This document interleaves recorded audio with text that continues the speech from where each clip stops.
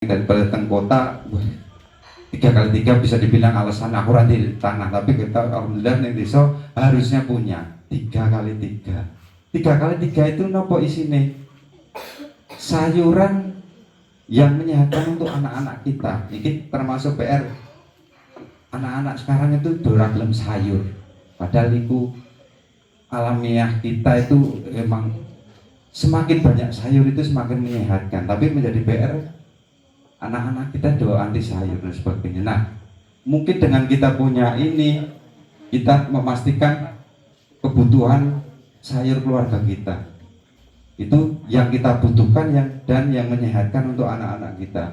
Yang kedua, isinya apa? Isinya adalah tanaman herbal sesuai dengan penyakitnya. Oh, bapakku enek asam urat, berarti yang wajib di sini apa? Ya tanaman yang sebagai makanan obatnya asam urat. Seledri, keningkir itu wajib. Asam urat, kolesterol itu tanaman herbal suplemennya adalah seledri, keningkir.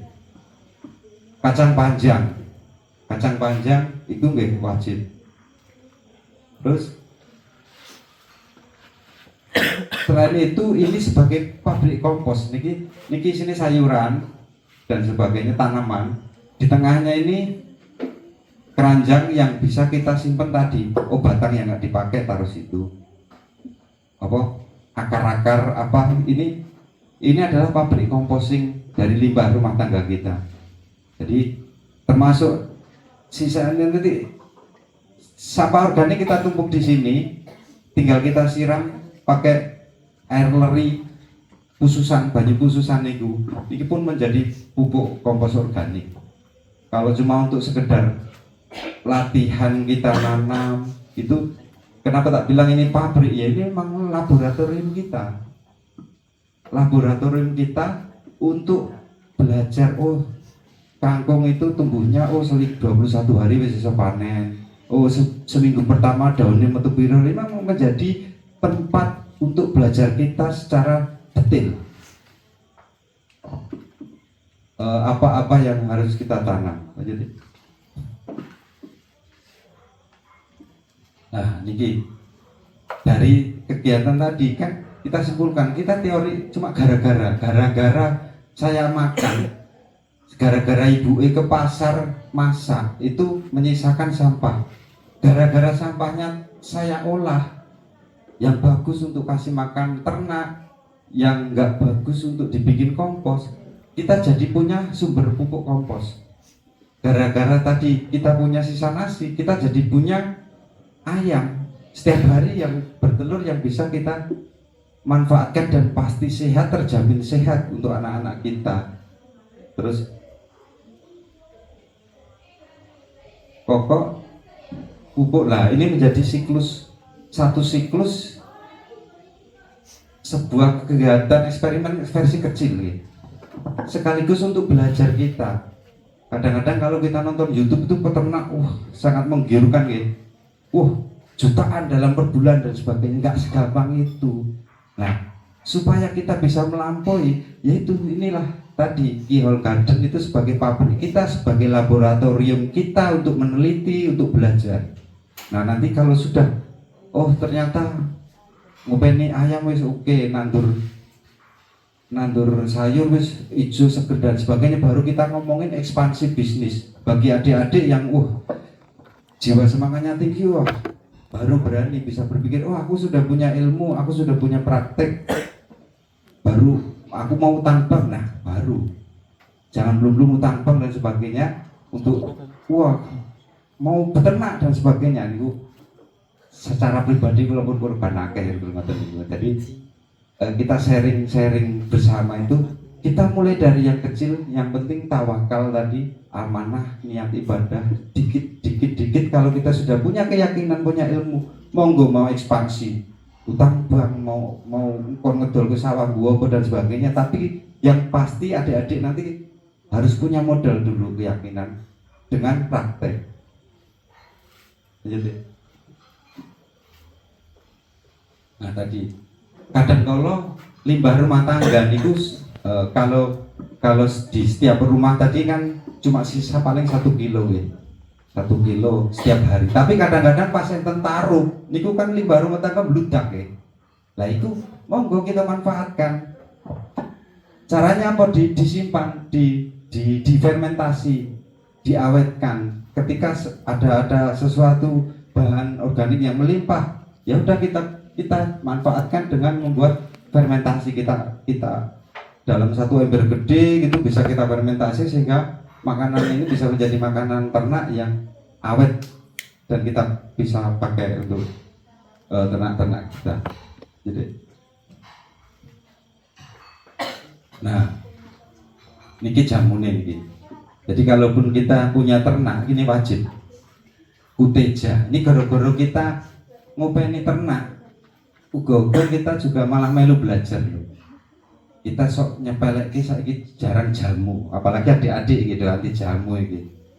Ini gara-gara kita, oh ternakku tak kei kuteja, kunyit, temulawak, jahe, sehat-sehat dan sebagainya. Nah, kita bisa loh ikro belajar dari ternak.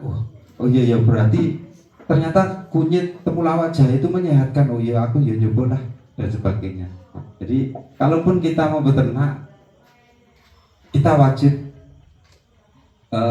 punya jamu obatnya buat ternak kita yang organik. Kalau kimia banyak, nggak usah diomong di potri-potri banyak, tapi kita dari organik. Dan untuk manusia pun kita juga sadar, oh kunyit temulawak jahe itu jamu yang menyehatkan buat kita. Jadi, nah tadi pemanfaatan kompos hitam atau membuat kompos atau emas hitam gitu. Nah caranya kompos itu lebarnya maksimal hanya 1 meter, panjangnya boleh 10 meter, 20 meter boleh, lebarnya harus 1 meter. Lapisan bawahnya tanah kita gali 20 cm atau berapa, kita kasih carang-carang daun ranting kering dan sebagainya, carang-carang pring garing dan sebagainya. Itu tujuannya apa? Untuk resapan air. Di atasnya kita kasih daun-daunan kering, baru kita kasih sampah organik, baru di atasnya tanah 5 cm, nanti sekitar 20 cm itu daun-daunan, di atasnya kita tutup tanah 5 cm, terus gitu. Baru nanti kita diamkan 2-3 bulan, 4 bulan kita jadi punya bank pupuk kompos gitu. Nah beberapa niki nggak idealis ya, tapi ketika kita menanam kita butuh 7 macam pupuk nih. Pupuk organik itu ada yang satu pertama pembenah tanah, terus JBT tadi ada zat pengatur tumbuh tadi, JBT daun, JBT buah, terus ada insektisida ataupun fungisida. Terus bagi kita yang tanaman buah berarti harus punya pupuk KCL, terus sama pupuk horti itu untuk tanaman hortikultura nih, tomat, cabai itu pupuknya pakai pupuk horti. Terus kalau kita sawah padi berarti pupuknya urea cair. Nanti ini apa banyak SOP-nya banyak, bisa dibaca-baca detailnya. Lanjut deh. Nah ini detailnya pembuatan penataan. Tapi ini tolong nggak ideal nggak idealis. Ini cuma sebatas materi, adik-adik bisa searching, belajar di YouTube lain. Pupuk itu ada yang ngarani jadam, ada yang ngarani genderuwo, banyak sekali. Dan kita namanya kita pembelajar nggak bisa ideal. Oh ini pasti benar nggak? Kalau kita merasa ini pasti benar ya udah ilmu kita tertutup hari itu, karena kita sudah nggak membuka lagi untuk kemungkinan ilmu yang lebih naik lagi. Jadi kita nggak boleh kembali ke fanatik. Oh ini pakainya katalis. Oh, karena Pak Bayu Diningrat gitu. Sing terkenal ning radio nih Pak Bayu Diningrat itu dia pakai rumusnya katalis. Ada juga orang lain yang pakainya jadram. Namanya apa? Bakteri pengurangnya itu pakai model jadam. Ada lagi yang namanya pupuk gendruwo, banyak sekali di YouTube. Teman-teman petani juga yang berkreasi. Tapi baiknya kita nggak idealis dengan tertentu, kita tetap terbuka ilmu apapun kita praktekkan melalui kebun tadi 3x3, mana yang paling bagus. Kalau kita sudah praktek baru itu nyokok, karena kita sudah menjalani.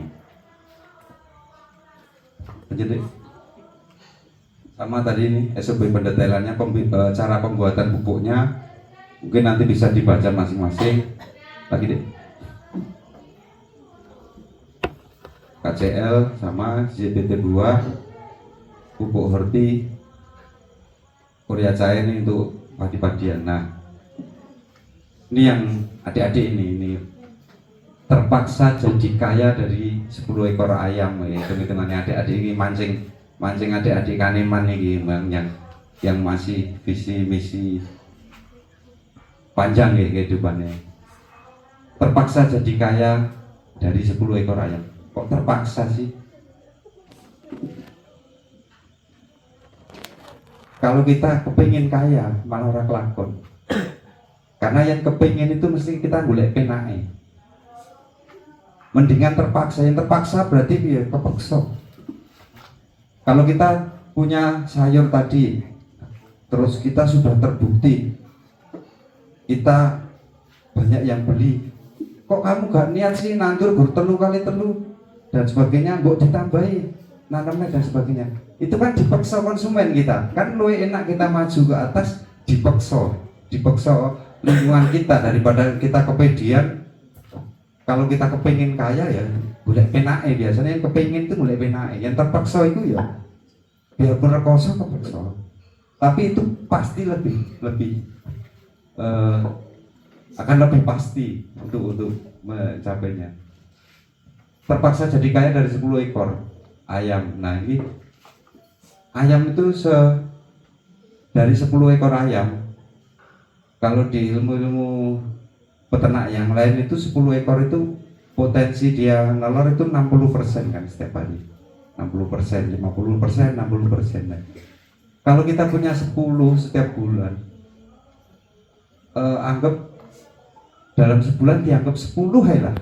Satu ayam 10 lah, kan udah 100 telur itu yang 50% kita jual, 50 butirnya kita jual eceran 2000. Yang 50% yang kita tetaskan, yang 50 biji kita tetaskan. Nanti yang kita tetaskan 50 biji, netesnya kita pakai mesin, netesnya anggap 40% lah, karena kita masih belajar. Yang nggak netes 10, yang netes 40. Yang netes 40 itu jantannya ada anggap 20, betinanya 20. Berarti ini yang kita besarkan. Bulan kedua sama. Nanti dapat jantan 20, betina 20. Bulan keempat sama. Dapat jantan 20, betina 20. Di bulan ketujuh indukan anakan yang kita besarkan tadi kan sudah waya jadi indukan juga nih. Jadi di bulan ke-7 kita sudah ada tambahan indukan 20, berarti indukan kita dari 10 tadi udah menjadi 30. Dan seterusnya. Nanti kalau diteruskan itu kita dalam 1 tahun aja lah kita sudah punya indukan 170. Niki teorinya gampang, itu ketengan gampang ning lakoni iki. Ampun. Nggih, aja deh. Terpaksa jadi kaya dari 1 ekor kambing. Nah ini adik-adik lagi nih, mas-mas ini, utamanya yang baru kelas 1 SMP ini. SMP 3 tahun, SMA 3 tahun, 6 tahun. Di tahun ke-6 kalau adik-adik memulai 1 ekor kambing, wis dadi miliarder lulus SMA. Karena sudah punya 4.000 kambing. Bapak Ibu, anaknya